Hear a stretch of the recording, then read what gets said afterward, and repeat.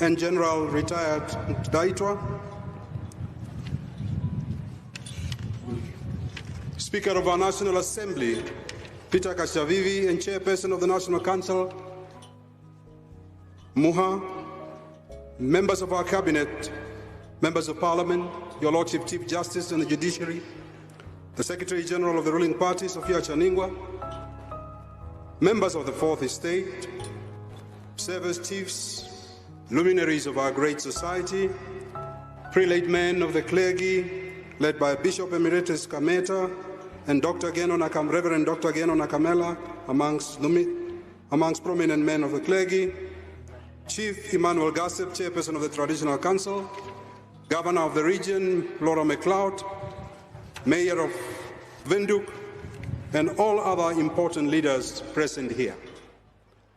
Fellow mourners, today we gather to bid farewell to a statesman, a leader, a unifying force in the history of our nation, the late Hage Geingob. In this moment of grief, let us reflect on the profound impact he had on our nation and monumental legacy he leaves behind. Generally, eulogizing any person is a formidable task, particularly when it pertains to an individual of Geingob's stature, class, and wits, whose influence inspired our nation.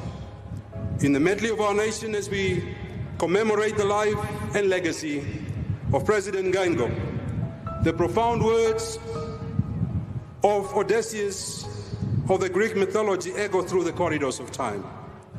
We ponder the question that Odysseus asked, and he asked the following, and I quote, "Will strangers hear our names long after we are gone and wonder who we were, how bravely we fought and how fiercely we loved," quote unquote.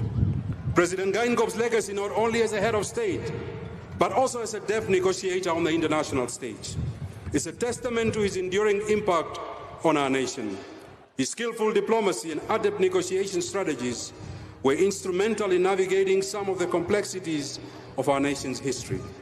Just as Odysseus contemplated the echoes of his actions, we too must consider the indelible mark that Geingob leaves on the pages of Namibian history. Generations yet unborn shall inquire about the man who was a fierce debater, the master negotiator, and more so loved in his country with great fervor. President Geingob can be remembered at midwifing our national constitution. What an honor that he was to this country, that during a difficult time, he could get it right in a passage of less than 80 days to create a respected Bill of Rights that is respected globally. That is the man we are eulogizing today. President Geingob shall be remembered by me, who had the honor to oppose him, to hold his government accountable for the last 9 years, as a man who nearly single-handedly convinced our country that we must take on the European Union and renegotiate the EPAs. He did it.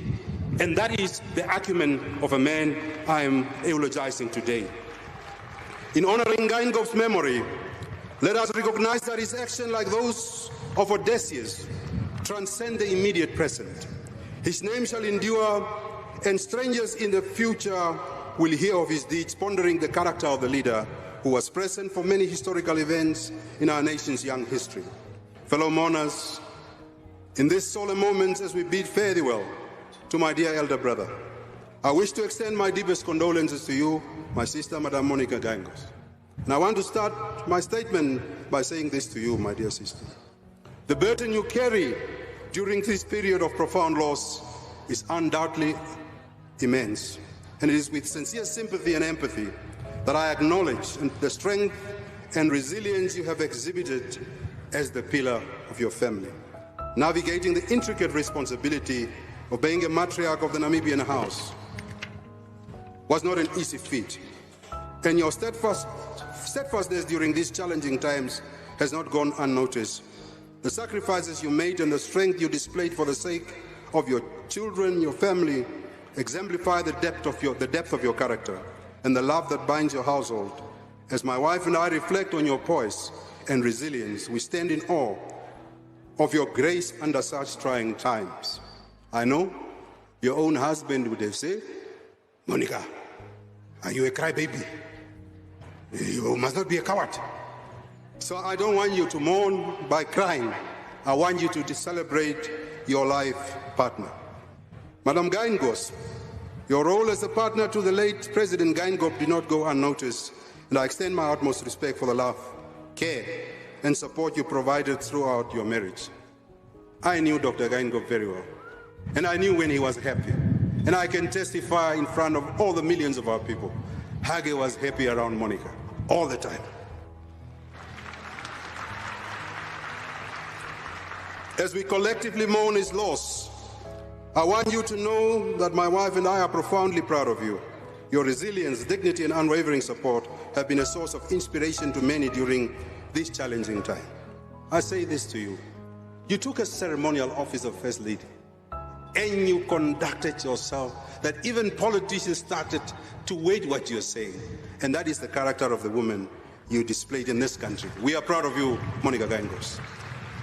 As we navigate the tempest of loss, we turn to the words of William Shakespeare, who encapsulated the essence of our shared sorrow, when he said the following, and I quote, "When he shall die, take him and cut him out in the little stars, and he will make the face of heaven so fine that all the world will be in love with night and pay no worship to the garish sun," quote unquote.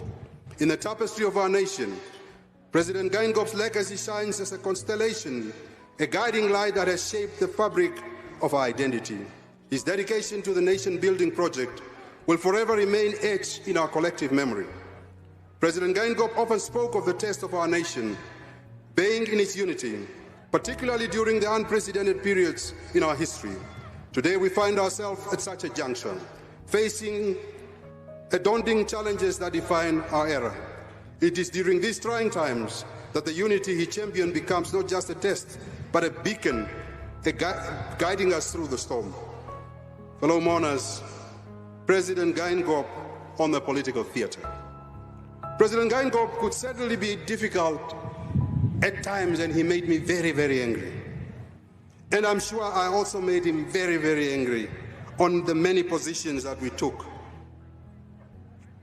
But President Geingob conducted a political transactional currency of the highest level, that we could disagree as compatriots of one country for months, but we would always view each other as compatriots. We had respect for one another. We were not condescending. We had differences, acrimonious differences, politically, that ought to be in a country.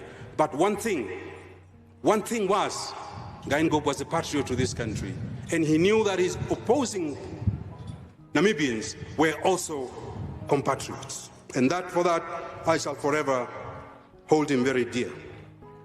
President Geingob and I shared a brief friendship in the earlier years of our careers. I was a young man, went to Parliament at the age of 26. He was the chief whip of his party, I was the chief whip of my party. And this is where the camaraderie started. Don't want to waste time, but I want to bring these small moments in our lives that I will forever cherish as an elder brother. He was a bridge builder of all times. When it was not a common thing in this country for opposing leaders to become personal friends, Hage Geingob made friends with the opposition. We could go to his house, he could call our homes. We had friendship that the country was not even realizing why he was doing that. But he was a bridge builder.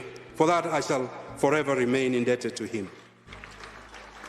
One day, we took a flight, myself and him. He was the chairman of the economics committee, and he made that committee so powerful. And he wanted the best a la creme of parliamentarians to be part of that committee. Long story short, we landed, took a very light aircraft, was seated next to me. We went to Kunene South in the conservancy areas. Dr. Topi Aupindi reminded me of this story. He was the managing director of one company called Wilderness Safari or something. So they took us on a ride to see the fauna and flora of the area and to see the animals. Myself, President Geingob, our Foreign Minister Pia Mushelenga, jumped on a car that was open. And as we were traversing, we saw a very stray elephant. And this elephant was charging on the car that we were seated in. Typical Geingob. You see, you want us to get killed. We have better assignments to do in the future. Tell this guy, let's go back. So we went back. So when we arrived later years, oh, you Benani, you were brave that day. But had you not been, for me, you wouldn't have even been the opposition leader of this country. You would have been dead by now. He would love. Above all, the man was a man of principle and code. He had a set of public virtues that brought strength and purpose to his life and to our country. He was a very honest man, even when it offended others. He would take a position, like it or not. Hage would take a position. You knew where you stood with him on any matter. Of recent, he took on Germany on the question of Israel and the Namibian genocide. I must say, this man was a man of principle, a worthy opponent, a critical debater, but a man who would always hold hand. I see, with great respect, the President of Germany is here, Herr Steinmeier. Herr Steinmeier, on the mortal remains of my friend, many German leaders for the last many years never came to this country. The last person who was here was Herr Helmut Kohl. It's good that you are here.